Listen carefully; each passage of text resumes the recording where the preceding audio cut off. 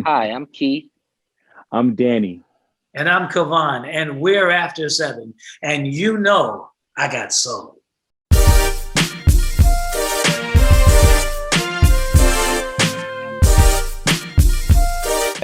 In your catalog, I always like to ask artists this. In your catalog, what's a song in there that when you look back at now, you're just like that's the one. Like it doesn't have to be about chart success or awards or anything, just one that you look back and you're just like, yeah, that's the one. This is Keith. Two songs come to mind. One would be Truly Something Special, Mm, and another one would be How Do You Tell the One? Why is that? Why those two? Well, those two songs were just the inspiration of someone, Melvin saying Truly Something Special. I've been bad, bad as any other, but I don't want to be bad no more.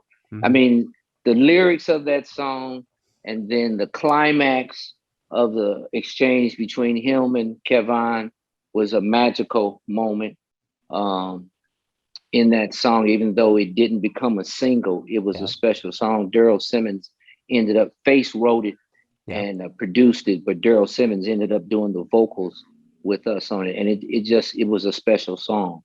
And then How Do You Tell the One um, was just a magical song. It was the first song that we signed. We used sign language in our live show to mm, present the choreography, but it's such an intimate song. And the way that it was performed, it was staged in a very intense performance where Kevin would be out the stage right, Melvin would be out stage left. I was still down center, yeah, but the song climaxes into this uh, uh, musical kind of challenge of Kevin against Melvin, and how do you tell the one? Both of them are emotional, and yeah. they both are expressing same emotions about the same thing, but in a different way. Right, And it just peaks and it just touches you in a phenomenal way. right. Amazing. And what about you, Kevon? What's a song you look back at? Well, I guess it's kind of hard to get around um, Ready or Not. Sure. That Yeah. that is probably to date our biggest song that people recognize. But I recall being out in Los Angeles for quite a while, probably about a month and a half before we moved out there, relocated when we were housed in some corporate living. And we'd been waiting patiently. We signed the contract. When did we get started? When did we get started? And I think it was one Sunday morning, Face calls up, and he lived up in Hollywood Hills. He says, "Why don't you guys come on over to the house? I got something for you." Yeah. We hopped in our little blue Dodge Omni that Virgin Records was renting for us, and we drove over to up to Hollywood Hills to Kenny's house, and that's where he first presented Ready or Not to us. Mm, And he had written it on one of these little yellow pieces of paper, just the lyrics, which right. is something that I kept, and I actually donated it to the National African American Museum of Music here in Nashville that Okay. they just recently opened. But it was we didn't know that it would be the biggest song that we would ever perform Yep. or that people would gravitate to. But it was such a monster song.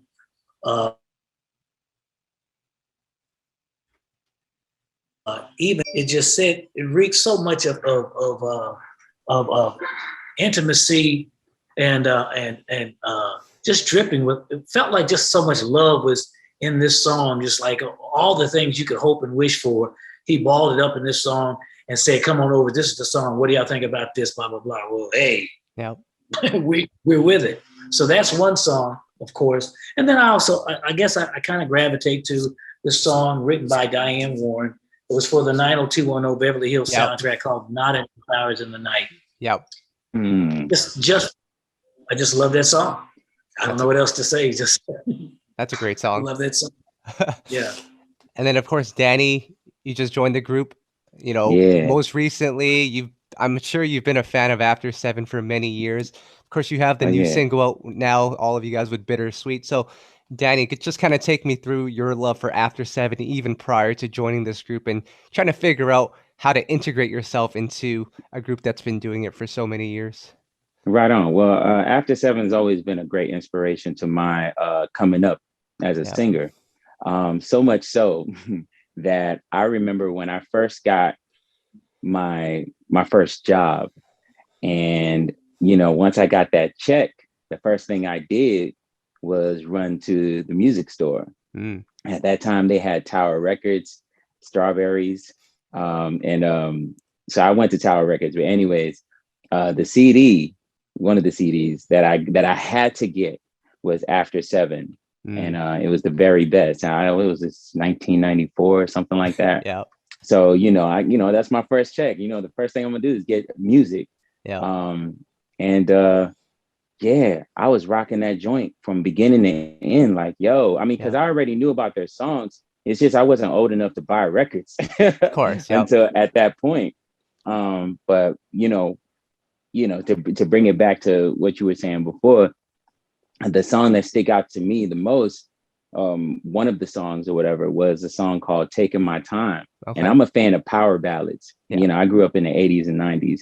So "Taking My Time," I always had a vision in my mind of like a big stage, like you imagine the Grammys or whatnot, a big stage spotlight, and bam, like it's just Kevon, you blow my mind, it's just it's that type of song that'll give you goosebumps, but I just kind of, that was it for me. I just kept rocking with them since then. I mean, but before that, but I was rocking with them since I got that CD, and that was it for me. I just kept going and going and memorizing all them songs to the point where I was hoping I would sing with somebody an After Seven song, but nobody wanted to take Kevon's part. So, so I had to, I guess God had plans for me to wait it out until the right time. And now I don't have to wait for somebody to sing Kevon's part. Kevon's singing it himself. So, it's, like I said, man, they've been a musical inspiration to me. So, yeah. Yeah, you've got the man himself singing right beside him now, which is pretty cool. Yeah. Come on, I want to ask, so, Melvin passed away a few years back. How did you guys kind of get to this point? Because I know there has to be a point where it's a conversation amongst you, and the group, and saying, all right, do we continue this? Do we ride it out as two people? Do we add a new member? Because there's no right or wrong answer here, but like, what was that conversation that you guys had? Well, I think it was always kind of understood amongst us, like Keith and it's only the three of us, so it was me, Keith, and Melvin. But Keith and I always felt that there wasn't anything else that we were going to do without Melvin. Yeah, we always felt like that's the signature sound of After Seven, and which was the reason why there was no recording for those 20 years that passed, was because Melvin had not decided it was something he wanted to do. Sure. And it wasn't until he decided that was something he wanted to do again did we really kind of give it the consideration. Prior to that, we never did. No. But then, as we all came together, and it was the first time, I mean, Jason had been rocking with us in Melvin's absence, Melvin's son, for those many years. And so when it came time to record, it only felt right. It only felt right that Jason was a member, to be brought into the fold here as we recorded. And, he recorded one song and led a song himself on the record from Timeless. And, we were just very thankful to have Melvin come in and be willing to sing again after that many years, and to solidify the sound, the signature sound of After Seven once again. And we were blown away after we finished the first song, I Want You. We all let Paul, who is our mix engineer, he mixes for Face and everybody else, but he knows our voice is better than anybody. Right. So after we did our recording, everybody stepped out. We did whatever you're snacking or whatever you're doing. Talking. Let Paul do his thing. And he kind of worked this thing. He said, "Okay, guys, come on in. Let's get it ready for you." Oh, okay, we came in. Right. We all stood around there. He pushed that play button and played "I Want You," and everybody was like, "Oh, oh shit!" And they were like, I won't say the word we used, but y'all still sound the same, you know. And we were blown away that there was the signature sound of After Seven still felt so very much intact, as though we hadn't skipped a beat. Now I'll tell you, in all honesty, even with a Melvin Edmonds ready to go, I would tell you, I would probably be honest and say there was no doubt probably a reluctance on my part. Yep. To go back and record. How do you outdo the biggest songs that you had? What happens that makes you believe that you can outdo the biggest songs you've ever had? You know, you think you're gonna get some precious metal and you drop out there with a piece of wood. Right. You know, and I didn't want that for us either. So maybe it was just that 20-year hiatus was something that just allowed things to evolve, and sometimes things happen in cycles, and things come back around, and we've been the benefactor of this evolution of music. That where there was a time where some of the songs that we sang felt like they were a little bit aged. Yeah. But now, it's almost like some of the stuff that we were doing is everything that people want. And I no doubt this pandemic has made people have a sense of nostalgia and want to cling to the things that they know and trust and believed in and felt good about. That's some of what our music represented. And so we have this opportunity to come back again and do this again. So it's been an unbelievable. It's been an unbelievable journey to find ourselves here and to and I know this sounds crazy, but we lost Melvin. I'm glad that we lost Melvin when we did, as opposed to losing him in this period of COVID. Because we would not have been able to say goodbye. All of those things. And that's a hardship and a difficult thing. I think a lot of people have experienced through this pandemic.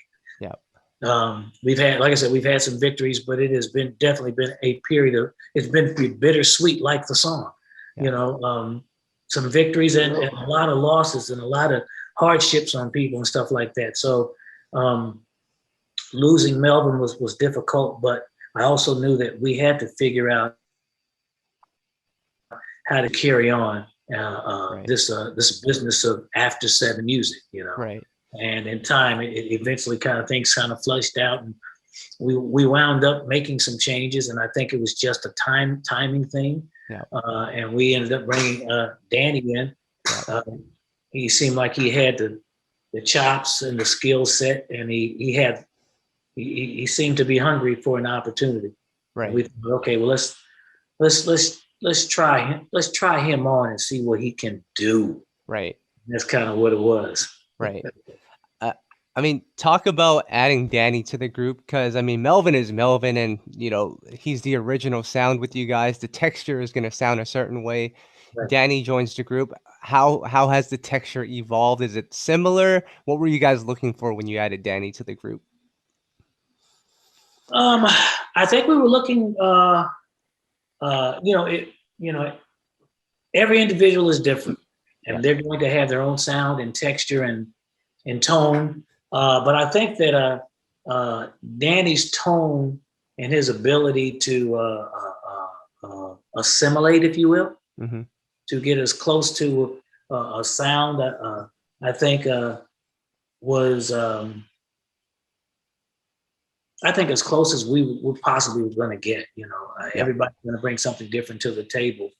But I think that he was he was a good. I think Danny proved to be a good fit.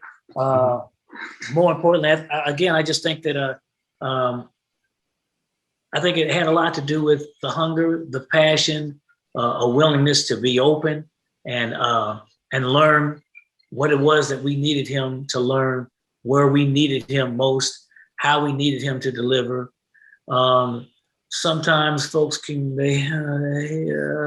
sometimes, but when you work on that, sometimes when you work on that, we get there. The head can sometimes be hard, but we work and we work and we get there.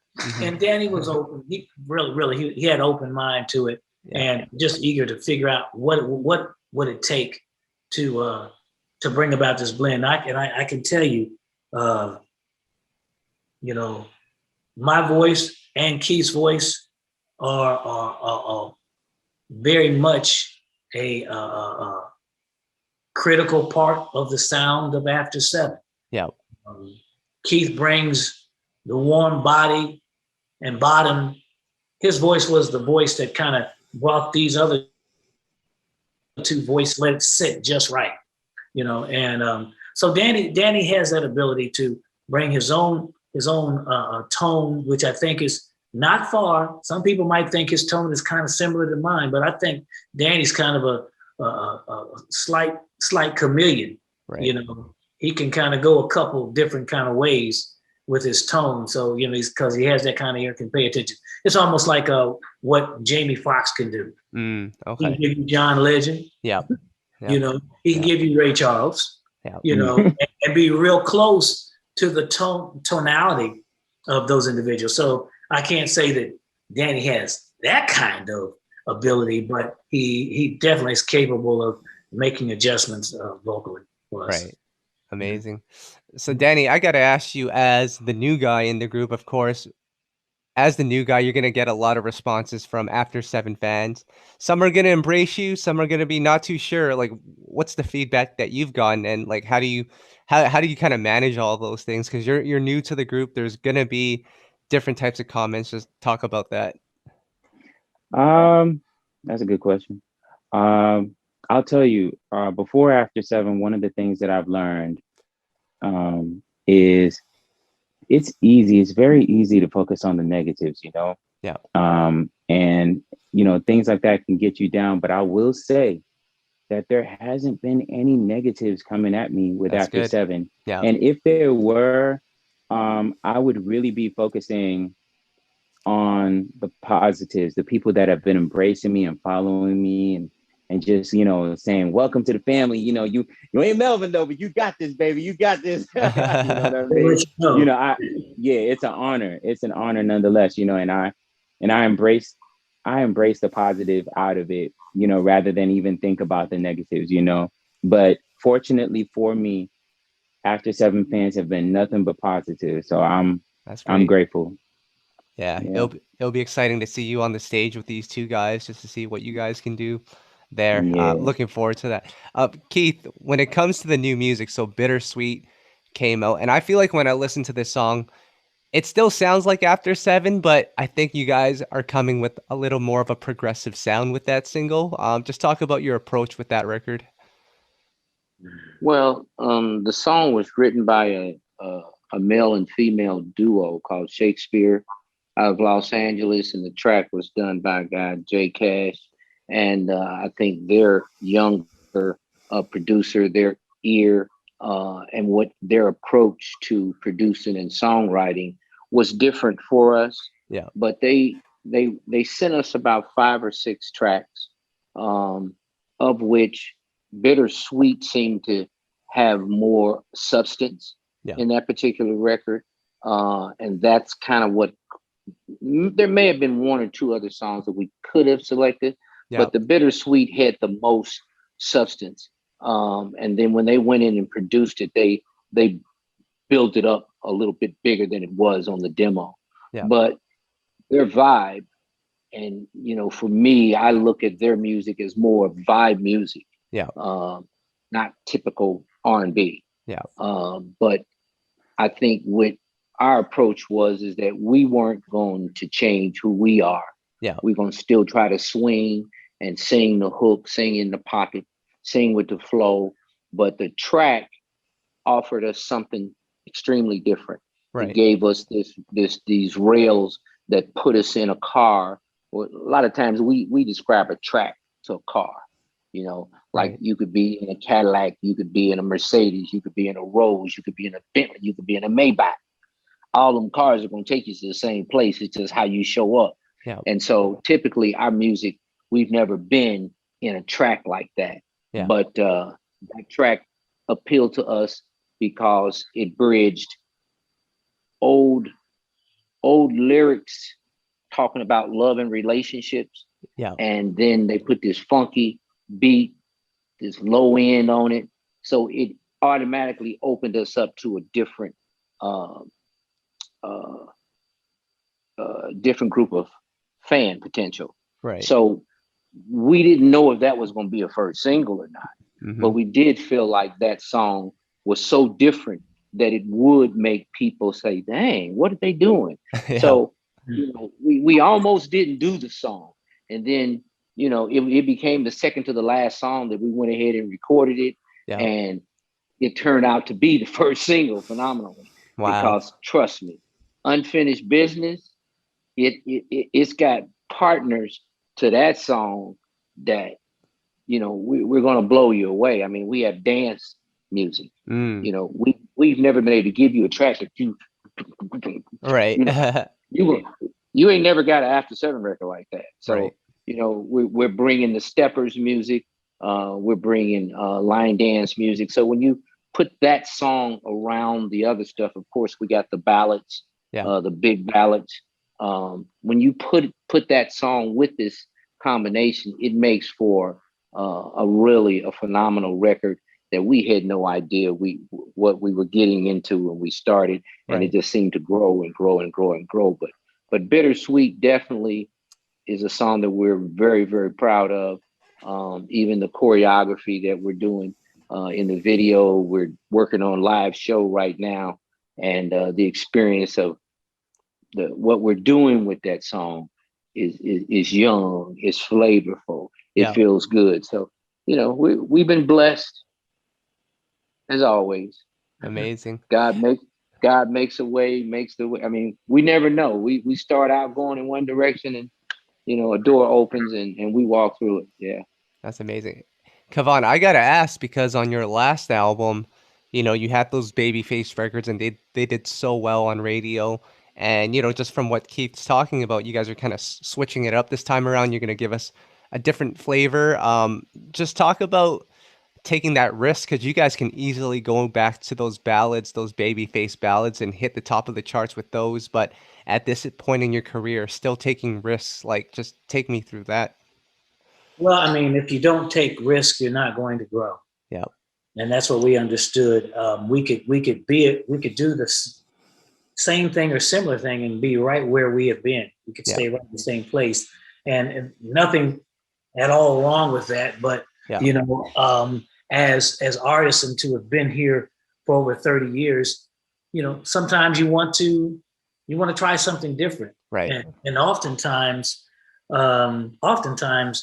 your fans are so, you know, kind of hell bent on you delivering what they're used to getting, that they don't want you to change anything, you know.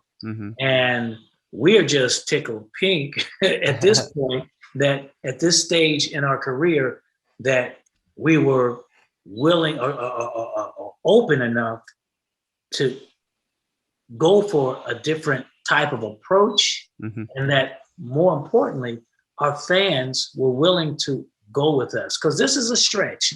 Bittersweet is something different for us. Yeah. And it's just the first single, but the reception that we've been getting from Bittersweet and our fans and so on and so forth has really kind of been off the charts for us. I mean, we had no idea. We didn't have the expectation that this record would respond in the way that it has. But having had the opportunity to have done all the things that we've done over the years with my brother Face and with Daryl Simmons, it was time. If not now, when? Right? I'm just 32 years old. I've got plenty of time.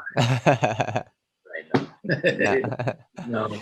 So, you know, we just felt like, you know, we had tremendous opportunity. We had some great producers, some great young writers, great energy all around the project. We just felt like this was the time to go for it.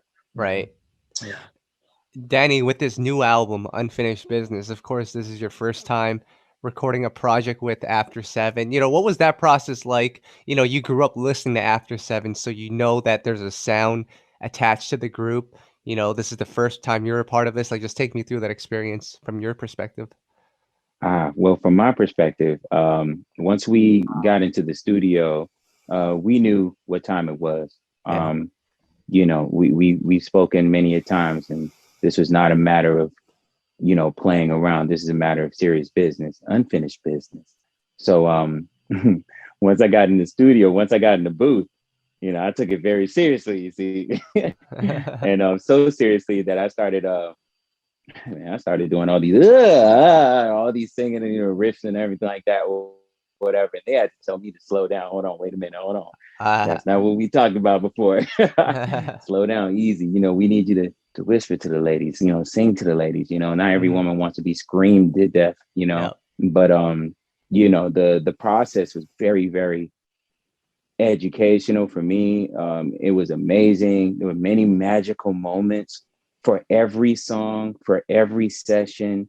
You know, shout out to the writers that were involved and the producers that were involved. Mr. Damon Thomas, Felly the Voice, who's one of the writers, and Judd Mahoney, who's another one of the writers. But it was speechless. I'm not gonna lie to you. Yeah. You know, every moment I was just trying to soak it all in, because I knew that I would have to implement this, you know, moving forward in every show that we do.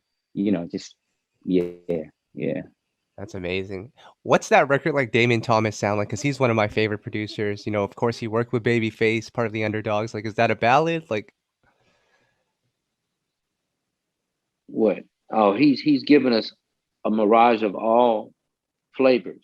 I mean, it's just not ballads. I mean, he's given us some great ballads. Yeah. On this project, but he's given us some dance music. He's given us the steppers. I mean, you know, well, also, you know, Stokely from Men Condition did 2 songs on here. Wow. So, and Stokely is featured as a vocalist. So he's the first vocalist outside of After Seven to sing on After Seven record.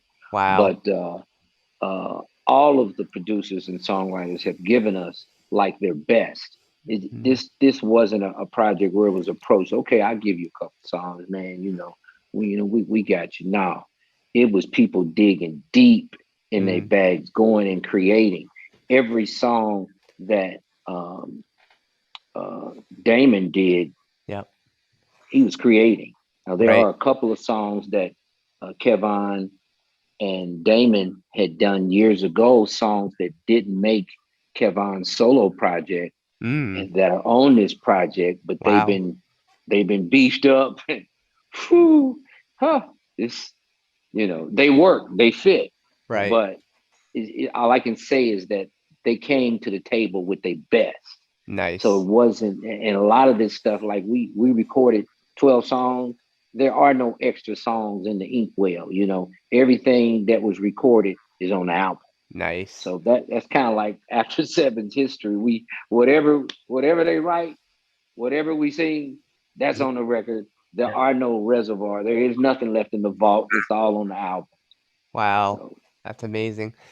And hey, Kevon, I gotta ask. We talked about it earlier, but just the approach that you guys took with that last album. You guys, I think, pushed that album for like 3 years, just of radio singles, had big singles, #1 hits. Just talk about that approach. Do you think that can work this time around? I mean, even from 4 years ago, R&B and the radio, everything has changed so much with streaming. Does it still work? No, you know, I don't think anything that you did 4 years ago is the same today. It's a different landscape right now, a different terrain out there. Yeah. Musically at radio for R&B and for mainstream, if you will, urban. I love the fact, though, too, I mean, as we see these things evolving and changing, I love this introduction of all these wonderful female artists who have exploded on the scene, and on the set, and they're not playing around. They bring in their A game. You name it.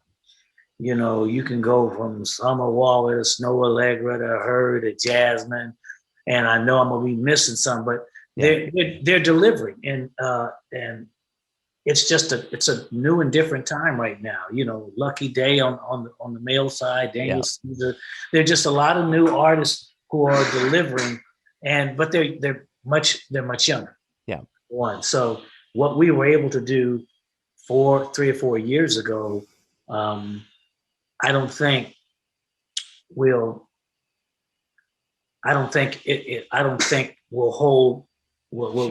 stand the same kind of test. Sure. I think the lifespan of a single is different.